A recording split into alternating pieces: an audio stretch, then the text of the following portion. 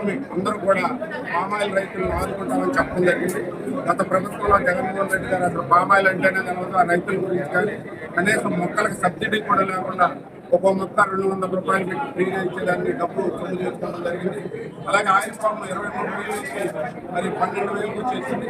మరి ఇవాళ ఎన్డీఏ ప్రభుత్వం తెలిసిన వెంటనే మరి ముఖ్యమంత్రి గారు నీతి ఆయోగ్ మీటింగ్లో దీన్ని 40% పెంచాలని చెప్పడం జరిగింది.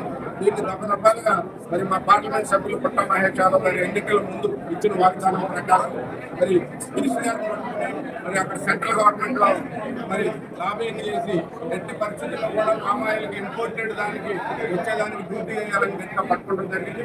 అలాగే కొన్ని క్రాప్స్ కి ఇంపోర్టెడ్ డ్యూటీ వేసి ఒక్కదానికి ఎందుకు ఇవ్వలేదంటూ ఆ లాజిక్ బట్టి మరి చంద్రబాబు నాయుడు గారు చెప్పిన దాన్ని బట్టి ఇంపోర్టెడ్ డ్యూటీ వేయడం ఇవాళ 13,000 నుంచి 16,500 అంటే 2,500 ప్రతి రైతుకి 10 టన్నులు అవుతుంది. కాబట్టి ఎకరాకి 25,000 రూపాయలు వాళ్ళ రైతులకు మేలు జరిగిందని దానికి అందరూ కూడా హర్షం వ్యక్తం చేస్తున్నారు. ప్రత్యేకంగా పార్లమెంట్ సభ్యులు ఏలూరు పార్లమెంట్ సభ్యులు పుట్ట మహేష్ యాదవ్ గారికి రైతులందరూ కూడా ధన్యవాదాలు అందరూ కూడా ఈ రోజు వారిని కలవడానికి ఇక్కడ రావడం జరిగింది.